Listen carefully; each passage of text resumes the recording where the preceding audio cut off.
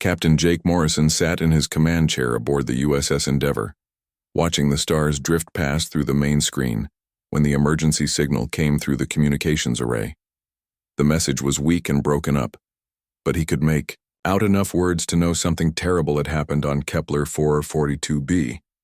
The mining colony there had 3,000 people living and working in the crystal mines that made the settlement profitable for the Colonial Mining Corporation. Jake turned to his communications officer and told her to plot a course for the Kepler system immediately. The Endeavour was one of the fastest ships in the human fleet and could make the journey in 6 days if they pushed the engines hard. Something in the distress signal made Jake feel cold inside, even though he could not explain why. He had been exploring space for 15 years and had seen many emergencies, but this one felt different.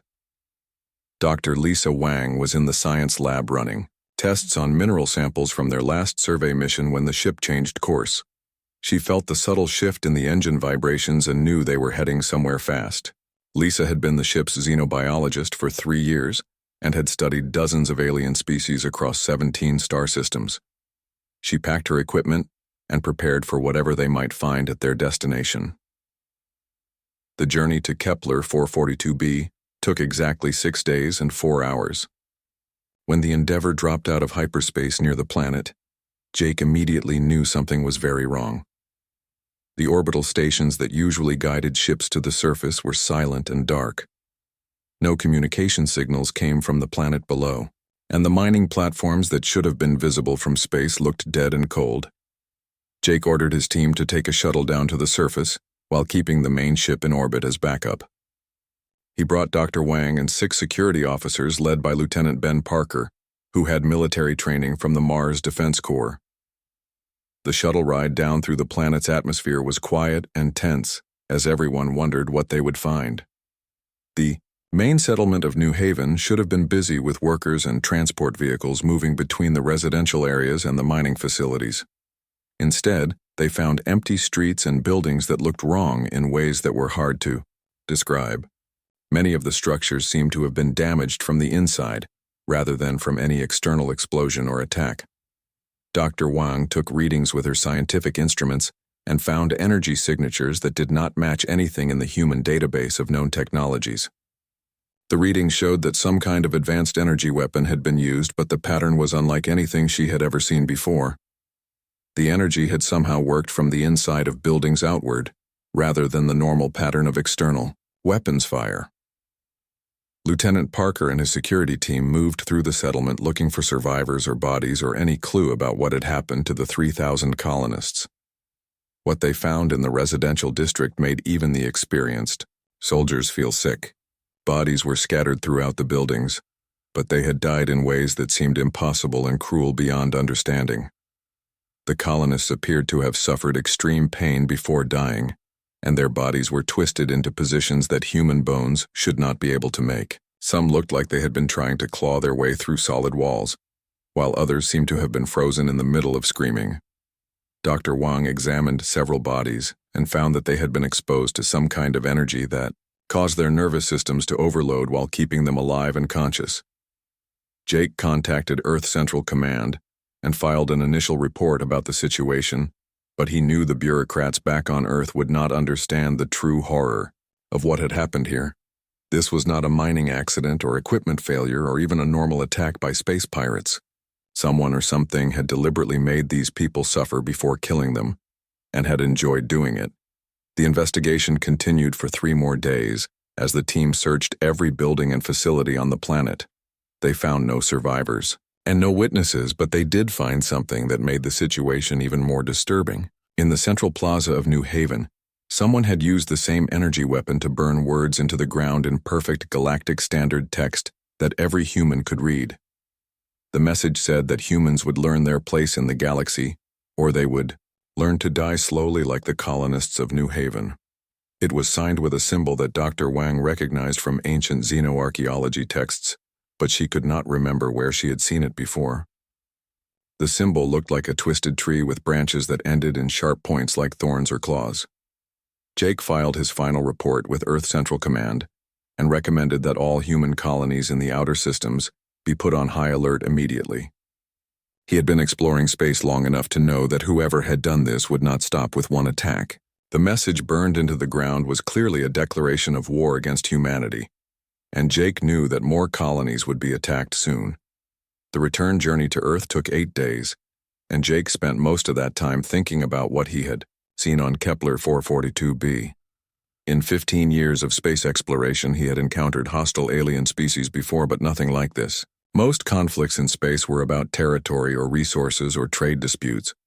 This felt personal and deliberate, in a way that made him worry about the future of human expansion into the galaxy. When the Endeavour reached Earth orbit, Jake submitted his complete report along with all of Dr. Wang's scientific data and Lieutenant Parker's security assessment. Within hours, the report had been forwarded to the highest levels of human government and military command.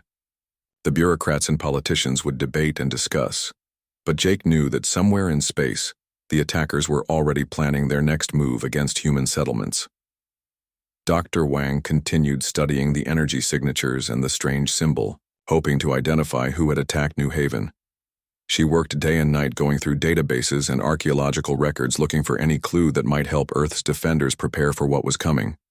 She had a feeling that humanity was about to face something unlike anything they had encountered before in their expansion across the stars. Admiral Kate Sullivan was reviewing patrol reports from the outer colonies when the second attack happened on Proxima Centauri C. The farming colony there had been home to 1,500 families who grew food crops to supply the mining operations in nearby star systems. When the distress signal cut off after only 30 seconds, Admiral Sullivan knew immediately that the same attackers who had destroyed New Haven had struck again. The USS Defender reached Proxima Centauri C 18 hours after the attack and found the same horrific scene that Captain Morrison had discovered on Kepler 442b. The colonists had been tortured and killed in the same cruel manner, and another message had been burned into the ground near the main farming complex. This time the message was longer and more specific about what the attackers wanted from humanity. Dr. Alex Chen had been studying xenoarchaeology for 12 years, when Admiral Sullivan called him to examine the evidence from both attacks. Alex specialized in ancient alien civilizations and had written several papers about species that had disappeared from the galaxy thousands of years ago. When he saw the twisted tree symbol that had been found at both attack sites, he felt his blood turn cold because he recognized it from his research. The symbol belonged to a species called the Vorac, who had been one of the most advanced civilizations in the galaxy over 10,000 years ago. According to the historical records that Alex had studied, the Vorac had practiced ritualistic torture as part of their religious beliefs and had been feared throughout known space. Most historians believed they had been wiped out in a great war, but apparently some had survived in hiding. Alex presented his findings to a joint meeting of Earth's military and political leaders, along with representatives from the Colonial Defense Force.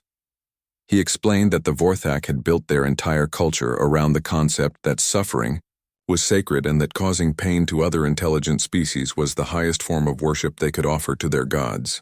They had been known for attacking civilian populations while avoiding military targets because they preferred victims who could not fight back. Admiral Sullivan immediately ordered every available warship to begin patrolling the outer colonies, but she knew the human fleet was spread too thin to protect all the settlements. Earth had been expanding rapidly across 17 star systems, and there were over 200 colonies that could become targets. The Vorac seemed to have ships that were faster and more advanced than anything in the human fleet, which meant they could strike anywhere without warning. Lieutenant Colonel Ben Parker was promoted to head a special reconnaissance unit, tasked with tracking the Vorac fleet and gathering intelligence about their capabilities. Ben had served with distinction in the Mars Defense Corps and had experience dealing with hostile alien encounters along the frontier. His team included the best pilots and intelligence officers that Earth could spare from other duties. The third attack came 2 weeks later on the research station at Wolf 359, where 300 scientists had been studying the radiation effects of the red dwarf star. Ben's reconnaissance team arrived at Wolf 359 only 6 hours after the attack and found evidence that the Vorac had spent several days torturing the research staff before finally killing them. The attackers had used some of the scientists' own equipment to enhance their suffering in ways that made even experienced soldiers sick to witness. Dr. Lisa Wang joined Ben's team as their scientific advisor, and began analyzing the Vorac energy weapons and ship technology based on the evidence left behind at each attack site. She discovered that the Vorac had been watching human colonies for months before attacking and had studied human psychology and biology to maximize the pain they could inflict. Their weapons were designed specifically to affect human nervous systems in the most agonizing way possible. The pattern became clear after the fourth and fifth attacks on colonies at Barnard Star and Tau Ceti. The Vorac were not just killing humans for territory or resources, but were using the attacks as experiments to learn how much suffering human beings could endure before dying. They kept detailed records of their torture methods and seemed to be gathering data for some larger purpose that nobody could understand. Admiral Sullivan called an emergency meeting of the Galactic Council, which included representatives from over 40 intelligent species that maintained diplomatic relations across known space. She presented evidence of the Vorac attacks and requested military assistance to protect human colonies from further assault. The response from the other species was disappointing and made it clear that humanity would have to face this threat alone.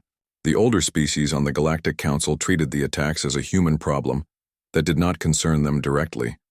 Some suggested that humanity had expanded too quickly into disputed territory and had brought the attacks on themselves through their aggressive colonization policies. Others offered meaningless diplomatic solutions like peace negotiations with attackers who clearly had no interest in anything except causing maximum suffering to human civilians. President Maria Santos addressed the United Earth Assembly and informed the public about the true nature of the threat facing human colonies. She explained that an ancient alien species had emerged from hiding and declared war on humanity using methods that violated every civilized standard of warfare. The president authorized Admiral Sullivan to use any means necessary to protect human settlements and to hunt down the Vorac wherever they might be hiding. The Vorac leader broadcast a message across human communication networks using technology that should not have been able to penetrate Earth's security systems. The alien spoke in perfect human language and delivered a chilling ultimatum that made it clear the attacks were only the beginning of a campaign designed to terrorize humanity into submission. The Vorac claimed that they had chosen humans as their return to galactic prominence because human capacity for suffering exceeded that of any species they had previously encountered. Dr. Chen continued his research into Vorac history and discovered references to their hiding place somewhere in the galactic void between star systems, where they had been building their strength for thousands of years. The ancient records suggested that the Vorac had developed technology that allowed them to survive in deep space without planets or solar energy, while they waited for the right opportunity to return to active conquest. Ben Parker's reconnaissance. Missions confirmed that the Vorac fleet consisted of at least 50 ships with capabilities far beyond anything in the human arsenal. Their vessels could become invisible to most sensors and could travel faster than light without using the hyperspace routes that limited other species. The Vorac had been studying galactic civilization for millennia and had developed countermeasures for every known form of space warfare. The sixth attack targeted the industrial colony at 61 Cygni, where 8,000 workers had been producing starship components for the human fleet. This time, Ben's team arrived during the attack and witnessed Vorac methods firsthand. The aliens moved through the colony with methodical precision, separating families and using psychological torture techniques that seemed designed to break human minds rather than simply kill bodies. Admiral Sullivan realized that conventional military tactics would not work against an enemy that avoided direct combat and preferred to target defenseless civilians. She authorized the development of new weapons and strategies specifically designed to hunt down the Vorac and eliminate them as a threat to human civilization. The gloves were coming off and humanity was preparing to fight in ways that would shock their allies and terrify their enemies across the galaxy. Captain Jake Morrison stood before the United Earth Assembly, holding a datapad that contained footage from the 7th Vorac attack on the colony of Ross 128. The images were so disturbing that most of the assembled politicians and military leaders could not watch them without feeling physically ill. Jake had seen 6 colony massacres firsthand, but what the Vorac had done at Ross 128 crossed every line of civilized warfare and revealed the true depth of their cruelty. The footage showed that the Vorac were no longer content with simple torture and murder of human colonists. They had begun conducting systematic experiments to determine exactly how much pain a human being could endure before death, while remaining conscious and aware. Families had been forced to watch as their loved ones were subjected to agonies that lasted for days while alien scientists took detailed measurements and recordings. Dr. Lisa Wang had analyzed the energy signatures and biological data from ROS-128 and discovered that the Vorac were using human test subjects to develop new forms of torture that could be applied to other species throughout the galaxy. They were essentially using humanity as laboratory animals to perfect their methods of inflicting maximum suffering on intelligent beings. The implications were terrifying because it meant the attacks would never stop until every human was dead or enslaved. Lieutenant Colonel Ben Parker presented intelligence gathered by his reconnaissance teams, showing that the Vorac had established contact with other species and were selling detailed reports about human psychology and pain tolerance. What had begun as random attacks on human colonies had evolved into a galaxy-wide intelligence operation designed to gather data that could be used against humanity in future conflicts. Admiral Kate Sullivan addressed the assembly with a classified briefing that painted the most disturbing picture yet of what humanity was facing. The Vorac had not only survived their supposed extinction, but had spent 10,000 years in the galactic void, studying every species in known space, and developing weapons and techniques specifically designed to exploit their psychological and physical weaknesses. The Admiral explained that traditional space warfare tactics would be completely useless against an enemy that refused to engage in direct combat, and instead focused on terrorizing civilian populations with methods so cruel that most species would surrender rather than continue fighting. The Vorac had correctly calculated that humanity's allies would abandon them rather than risk becoming targets themselves. President Maria Santos stood up during the briefing and asked the question that everyone was thinking but nobody wanted to voice. She wanted to know if Admiral Sullivan believed that humanity could win a war against the Vorac using conventional military methods and established rules of warfare. The Admiral's answer was brief and honest and changed everything that came after. Admiral Sullivan told the assembly that humanity could not win a conventional war against the Vorac because the aliens were too advanced and too patient and too willing to use methods that civilized species considered unthinkable. However, she also said that the Vorac had made one critical error in their calculations about human nature. They had assumed that humanity would fight them the same way every other species had fought them throughout galactic history. General Paul Mitchell, who commanded Earth's Strategic Defense Forces, presented a classified analysis of the Vorac threat that had been prepared by the military's best tactical minds. His conclusion was that humanity needed to abandon traditional concepts of warfare and develop methods that would shock even their allies. The general recommended that Earth begin immediate development of weapons and strategies designed not just to defeat the Vorac, but to eliminate them so completely that no trace would remain. The debate that followed lasted for 3 days as political and military leaders argued about the moral implications of what General Mitchell was proposing. Some representatives worried that humanity would become as cruel as their enemies if they adopted such extreme measures. Others pointed out that the Vorac had already demonstrated that they would never stop attacking human colonies until every man, woman, and child was dead. Dr. Alex Chen provided historical context by explaining that the Vorac had been responsible for the extinction of at least 12 intelligent species during their previous reign of terror, 10,000 years ago. The ancient records showed that the aliens had never accepted surrender or negotiated peace treaties, but had continued torturing their victims until entire civilizations were wiped out. There was no precedent for the Vorac showing mercy or changing their methods. The turning point came when Captain Morrison played audio recordings that had been recovered from the ROS-128 attack. The voices belonged to human children who had been used as leverage to force their parents to participate in Vorac experiments. The recordings lasted for hours and documented suffering so extreme that several assembly members left the chamber rather than continue listening. After hearing the recordings, President Santos called for an immediate vote on General Mitchell's proposal to authorize development of what he called Project Never Again. The project would focus on creating weapons and strategies specifically designed to ensure that the Vorac could never threaten any species ever again. The vote was unanimous with only 3 representatives abstaining. Admiral Sullivan was given unlimited resources and authorization to recruit the best scientists, engineers, and military personnel from across human space. The project would be conducted in complete secrecy, with participants sworn to never reveal details about the weapons being developed. Everyone involved understood that they were crossing lines that could never be uncrossed, but the alternative was the extinction of humanity. Dr. Wang began working with weapons specialists to develop new forms of molecular warfare that could target specific alien physiologies. Her research into Vorac biology had revealed weaknesses that could be exploited using techniques that had never been attempted before. The goal was not just to kill individual Vorac, but to make it impossible for their species to survive anywhere in the galaxy. Ben Parker was promoted to colonel and put in charge of training special forces units that would carry out operations against Vorac targets using methods that violated every established rule of warfare. His soldiers would be equipped with weapons that could cause suffering equal to what the Vorac had inflicted on human colonists. The training was so intense that several volunteers had to be dismissed for psychological reasons.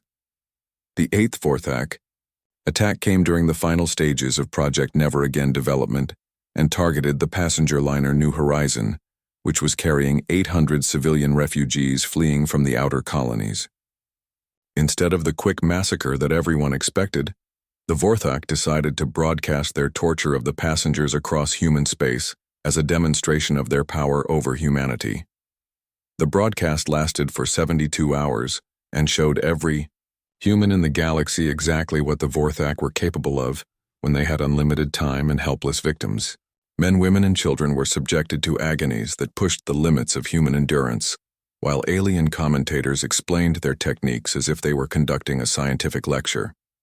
The Vorac believed this would break humanity's will to resist. They were wrong about human nature in ways that would cost them everything.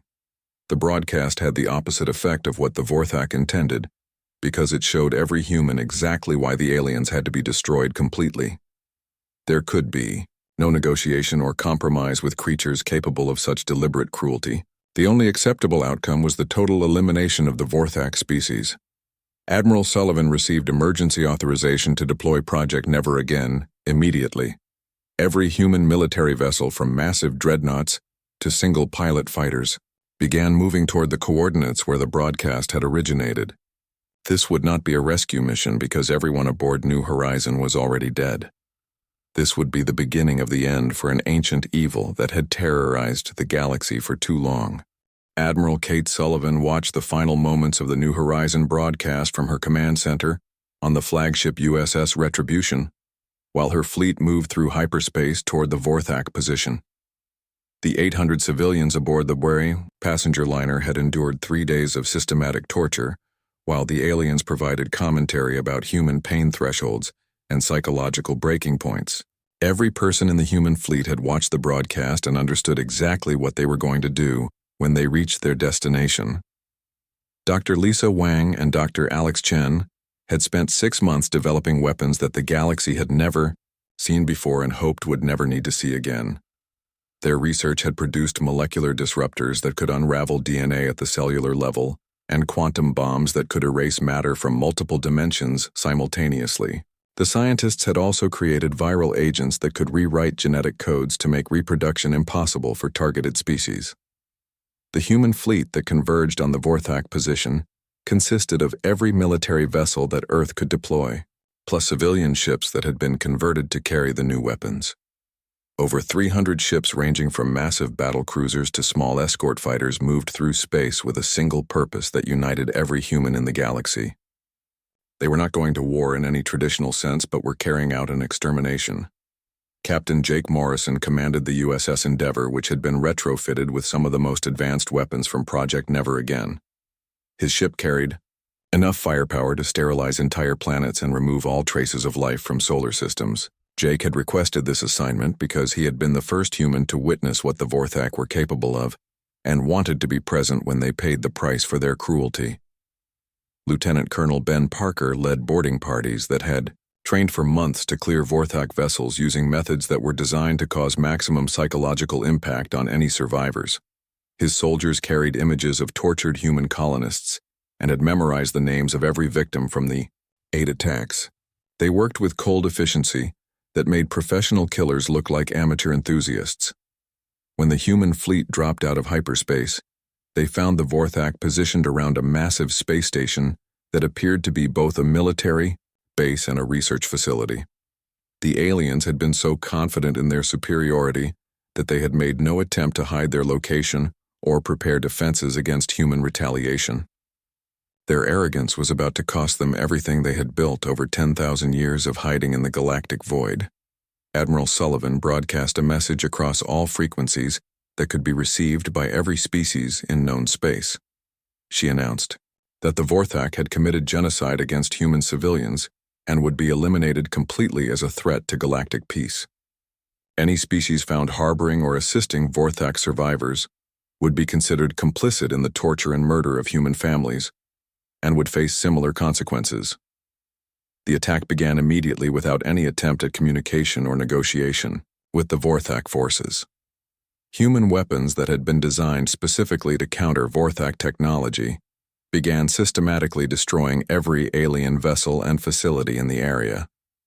The battle was completely one-sided because the Vorac had never encountered weapons that operated according to the principles that Dr. Wang and Dr. Chen had developed. Vorac ships that tried to become invisible found that human sensors could track them across multiple dimensions simultaneously. Alien vessels that attempted to flee discovered that human weapons could follow them through hyperspace and detonate inside their hulls. The advanced technology that the Vorac had developed over millennia proved useless against weapons that attacked matter itself rather than conventional targets. The space station where the Vorac had conducted their experiments on human prisoners was not destroyed by bombardment, but was systematically dismantled at the molecular level. Human boarding parties moved through the facility, documenting every torture device and research record before ensuring that no trace remained of the alien science that had caused so much suffering. The work was methodical and thorough and completely without mercy. Dr. Wang deployed her viral agents on every Vorac ship and facility to ensure that any genetic material would break down into inert matter within hours. The viruses were designed to spread through Vorac computer networks and erase all digital records of their civilization, including historical archives and cultural databases. Even the memory cores of their artificial intelligence systems were infected and corrupted beyond recovery. Colonel Parker's assault teams encountered Vorac survivors in several sections of the space station and dealt with them using techniques that had been developed specifically for this mission. The aliens who had spent decades perfecting methods of torture discovered what it felt like to be on the receiving end of their own medical expertise. No prisoners were taken, and no mercy was shown to creatures that had shown none to human families. The battle lasted only 18 hours, but the cleanup operations continued for weeks as human forces made sure that every trace of Vorac presence was removed from the area. Ships that had been damaged were not salvaged but were disintegrated completely. Bodies were not buried, but were processed through molecular disruptors that reduced them to basic elements. Even the wreckage and debris were collected and destroyed. Admiral Sullivan received reports from scout ships that had located the Vorac homeworld, using navigation data recovered from their vessels.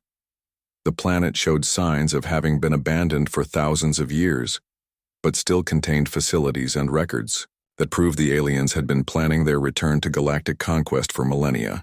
The Admiral authorized immediate deployment of quantum bombs that would remove the world from existence in all dimensions. Human fleets began hunting down every Vorac outpost and research facility that had been identified through captured intelligence data. The aliens had established hidden bases throughout the galaxy where they had been studying other species and developing new torture techniques. Each facility was located and eliminated using methods that ensured no evidence would remain of what had been done there. The Galactic Council finally responded to Admiral Sullivan's earlier requests for assistance by offering resources and support for humanitarian relief efforts. The Admiral's reply became famous throughout human space when she asked where this assistance had been when human children were screaming for help. She informed the Council that humanity would handle the Vorac problem without outside help and would remember who their real friends were. Dr. Chen deployed archaeological teams to locate and destroy every Vorac artifact and historical record that existed in alien museums and research facilities throughout known space. Ancient texts that mentioned the Vorac began showing data corruption, as if reality itself was rejecting their memory. Computer databases experienced mysterious failures whenever Vorac information was accessed. The systematic elimination of the Vorac species continued for 8 months, as human forces tracked down every individual and eliminated every trace of their civilization. Planets that had been Vorac colonies were subjected to treatments that made them uninhabitable for any form of life. Solar systems that had contained Vorac facilities were marked as quarantine zones where no travel was permitted. The final phase of the operation involved ensuring that no other species could study Vorac technology or attempt to recreate their weapons and torture techniques. Human teams systematically visited every facility in the galaxy that might contain Vorac samples or data and ensured that all such materials were completely destroyed. The goal was to make it impossible for any future civilization to repeat the mistakes that had allowed such cruelty to exist. When Admiral Sullivan filed her final report on the Vorac elimination, she noted that xenobiologists throughout the galaxy would find no evidence that the species had ever existed. Their homeworld showed no signs of previous habitation, and their artifacts had crumbled to dust in alien collections. Even the historical records that had documented their existence for thousands of years were showing signs of corruption and data loss, as if time itself was healing the wound they had created. 5 years after the last Vorac had been eliminated from existence, Admiral Kate Sullivan stood in her office on Earth looking out at the bustling spaceport where human ships prepared for exploration missions to distant star systems. The galaxy had changed dramatically since humanity had demonstrated what happened to species that targeted human civilians. Trade agreements were now negotiated in humanity's favor, and border disputes with human colonies were resolved quickly and peacefully. Captain Jake Morrison had returned to exploration duties aboard the USS Endeavour, which now carried weapons that other species could not identify or understand. His ship had been assigned to survey systems beyond the traditional borders of known space where humanity was expanding at a rate that made older civilizations nervous. Jake enjoyed the fact that alien diplomats spoke softly and respectfully when dealing with human representatives. Dr. Lisa Wang continued her research into xenobiology, but now focused on understanding how different species responded to various forms of psychological pressure. Her work was officially classified as defensive research, but everyone knew that humanity was preparing for the possibility that other species might make the same mistake the Vorac had made. The galaxy had learned that humans remembered their enemies and never forgot lessons written in the blood of their children.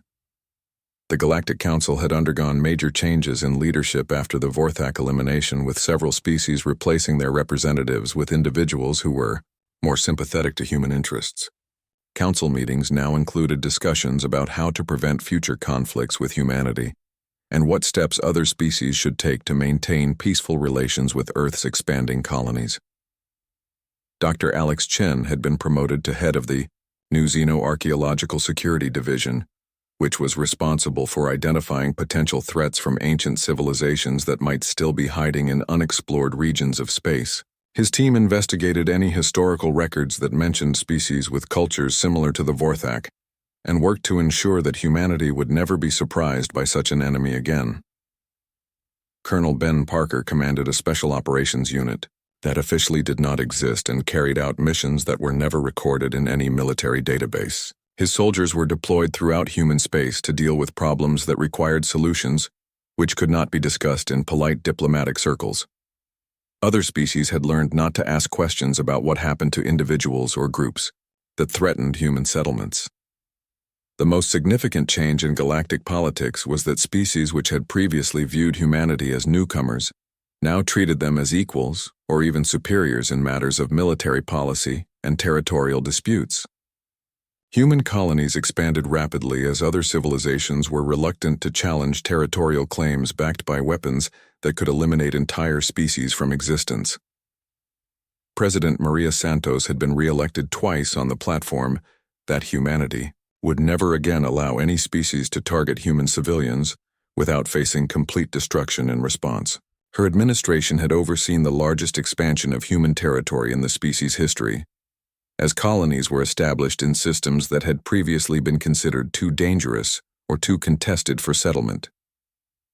The search for traces of Vorac civilization had become a popular subject among xenobiologists throughout the galaxy, but no evidence could be found that the species had ever existed. Archaeological expeditions to their supposed homeworld found planets that showed no signs of previous habitation, while museum collections that had once contained Vorac artifacts now held only empty display cases and corrupted data files. Young, alien students at the Galactic Naval Academy sometimes asked their professors about fragmentary references to something called the Vorac that appeared in corrupted historical databases. The professors usually changed the subject or suggested that the students focus on more contemporary threats rather than chasing data errors from ancient computer systems that were prone to malfunction. Human diplomatic missions throughout the galaxy found that their negotiations were conducted with a level of respect and cooperation that had never existed before the Vorac elimination. Species that had previously ignored human requests for trade agreements or territorial rights now competed to offer the most favorable terms to Earth's representatives. The lesson had been learned that humanity was not a species to be trifled with. Admiral Sullivan received regular reports from intelligence operatives who monitored alien communications for any signs that other species might be considering hostile actions against human interests. The reports consistently showed that even private conversations among alien military leaders included warnings about the dangers of provoking humanity and reminders about what had happened to the last species that had tried to intimidate human colonists. The most interesting development was that several alien species had begun adopting human military technologies and tactical doctrines after studying the efficiency with which the Vorac had been eliminated. However, these species quickly discovered that the weapons and methods used in that operation were not available for export, and that attempting to reverse engineer captured human equipment resulted in devices that self-destructed when tampered. With Dr. Wang published a paper in the Journal of Xenobiological Studies titled Theoretical Framework for Species-Level Extinction Events, which became required reading at military academies throughout human space. The paper discussed the scientific principles behind eliminating entire civilizations so completely that no trace remained, while carefully avoiding any specific references to how such techniques might be implemented in practice. 10 years after the Vorac elimination, a young human archaeologist named Susan Clark discovered what appeared to be references to an unknown alien species in corrupted database files recovered from an abandoned research station. When she brought the fragments to Dr. Chen for analysis, he examined them briefly, before suggesting that she focus her research on more productive areas of study. That night, Dr. Chen deleted the corrupted files entirely and made a note in his personal log that some discoveries were too dangerous to preserve. He had learned that the galaxy was safer when certain types of knowledge remained buried and forgotten. The price of remembering some lessons was too high for civilizations that valued peace and stability. The final assessment of the Vorac elimination was that humanity had successfully demonstrated that there were some lines which could not be crossed without facing consequences that most species considered unthinkable. The galaxy had learned that while most civilizations fought wars to achieve victory, humans fought to ensure that their enemies never threatened anyone again. Trade routes now flowed freely through systems that had previously been disputed territory, as alien species concluded that challenging human expansion was not worth the potential costs. Human colonies grew and prospered in regions of space where other civilizations had failed to establish permanent settlements due to various hostile forces that no longer seemed to be active. The most lasting change was that human children growing up in the outer colonies did so without fear of alien attacks or threats from unknown hostile species. Parents no longer worried about their families being targeted by creatures that viewed human suffering as entertainment. The galaxy had become a safer place for humanity, even if other species sometimes wondered what had happened to make it so. In the end, historians would debate whether the complete elimination of the Vorac had been necessary, or if some form of negotiated settlement might have been possible. However, everyone agreed that the galaxy was better off without a species that had built their entire civilization around the systematic torture of other intelligent beings. Some enemies were too dangerous to be allowed to exist, and some threats had to be removed permanently for the greater good of all civilized species in the galaxy.